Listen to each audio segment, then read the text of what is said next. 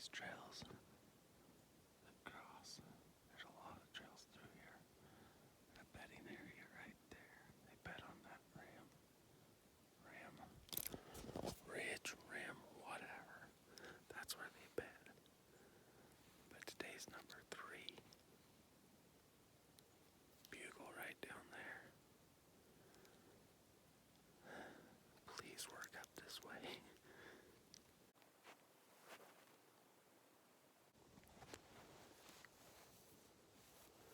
It's been a cold morning. So last night, I'm not sure if I even did a report yet, but with 30 minutes left, my phone wasn't working, the camera on it. It needed to update for some stupid reason, and my GoPro's battery was dead. And so I took off. With 30 minutes, I was sick of sitting here, and I ran up the draw behind me after the herd bull that was bugling up there. And I was able to close the distance. I got to 55 to 60 yards, somewhere in there. He was in the trees, but he wouldn't step out. I needed him to, he wasn't going to work on my timetable. I needed him to work a little faster, but it was getting dark on me in a hurry, so finally I ended up just leaving him there. But I didn't hear him bugling up there this morning. He was that direction, and all the bugling this morning was down here.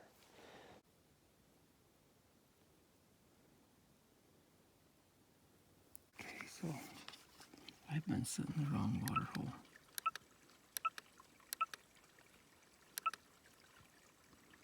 That's him at night, but we got one with his cows. But they were bedded right here because we got him earlier.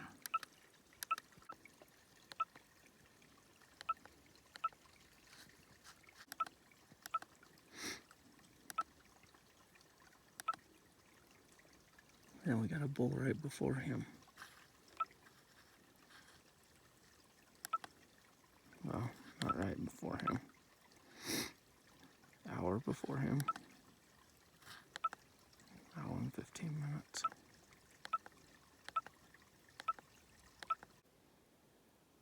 They never wallowed in this spot last year, but he tore it up this year. Got all the stuff laying over. Last year they wallowed right here. I was here just a few days ago and they hadn't touched that upper one. It was just this bottom one, but he's drinking out of this one, but he wallowed in that upper one now. And it was the same bull. I might as well show you what I got of him still. Let's see. Don't believe the date and time.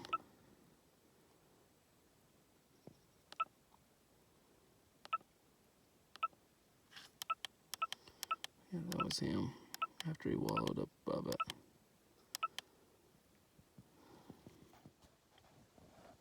So the whole time I've been sitting in that one wallow, he's hit 3 of my other trail cameras. At least this one was in the middle of the night at 11 o'clock. That's what it was.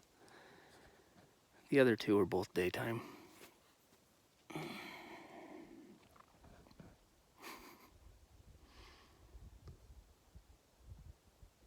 So stinking miserable trying to stay consistent and catch up. I swore I'd sit the top one up here for the rest of the year, and then nothing came in but him for 10 days. So I was like, no, can't do that. And then he comes in the next night. Oh, I love it, but I hate it all at the same time.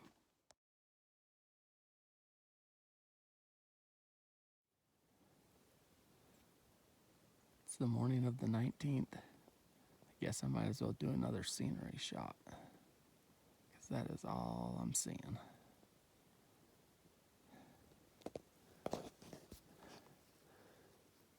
There was some elk that walked right behind my blind last night sometime. Probably early this morning. And then they headed up and into those trees.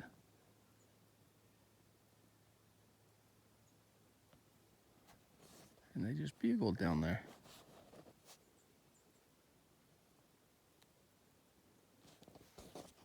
I don't think it was Jared either. Might be working my way that way.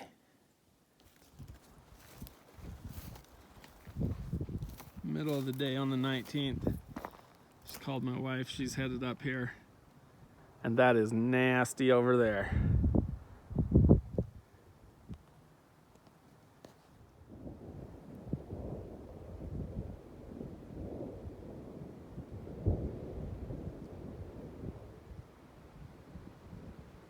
Don't know if you can even hear that in the camera, but I'm glad I'm not that direction. So, we ran into a hunter today. Well, I did. And he brought up something that was funny. He was talking about how he called in some other hunters the day before. And he's like, I called in 2 different hunters yesterday. And I got to thinking about it. Nobody ever admits to getting called in by hunters. Every person you talk to, they're the guy that called in hunters. But nobody's like, yeah, I got called in today by 3 different hunters. So everybody's a bunch of liars is what I'm thinking. That's it.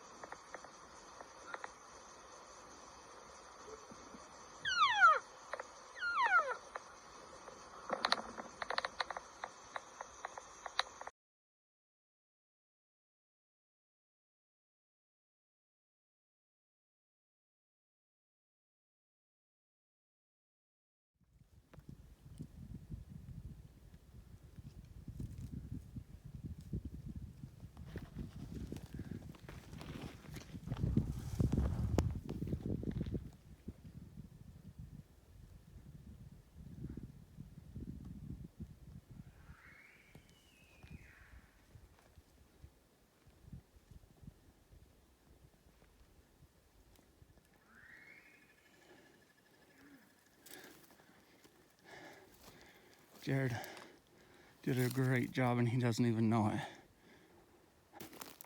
My arrow's right over here. It was a clean mess.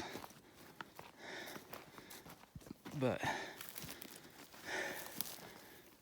oh, dang it.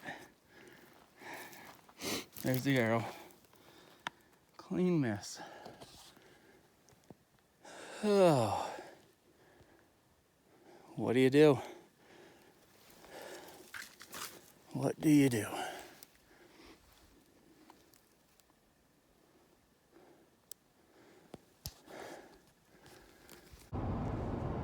Halfway home, just kind of give a quick recap of the night. It was honestly a long, boring day as far as hunting. We very little bugling, very little action. And then right there in the evening, that bull actually went into the water hole Jared was sitting at, but he was 80 yards away from him. And then when he went to leave the water hole, he was glunking and everything and talking to the cow. And the cow Jared said, was really squeaking back. And anyway, Jess and I dropped down to start heading out just real slow. And we heard the noise, so we went up towards them. And Jared didn't even know we were there. And ended up, the shot I took, I think the bull was right around, and I ranged everything kind of around it, but I was getting all sorts of different ranges. And the tree that he stepped out from behind was right at 50, and I had that pretty good, but I thought he was closer to the brush behind it, which would have put him 65-ish, and he was, where his tracks came out, he was almost right behind the tree. He was right around probably 53, 54, and I shot for 65, and anyway, my arrow was in the ground up above him. Probably went about 4 or 5 inches over his back. Anyway, is what it is, I guess. I should have taken a second and got a range of him when he stepped out, but I'd already put my release on, and I didn't know he had already been to water. I thought maybe they'd still be working their way down, but if I would have known that, I would have known he was not working his way down, would have been working his way up, but I didn't know that at the time. So anyway, that one hurts a little bit. That's a big old bull. We've got lots of pictures of him, and that would have been a fun one to capitalize on. So anyway, we'll definitely have a few nights left still. We'll see what we can get done.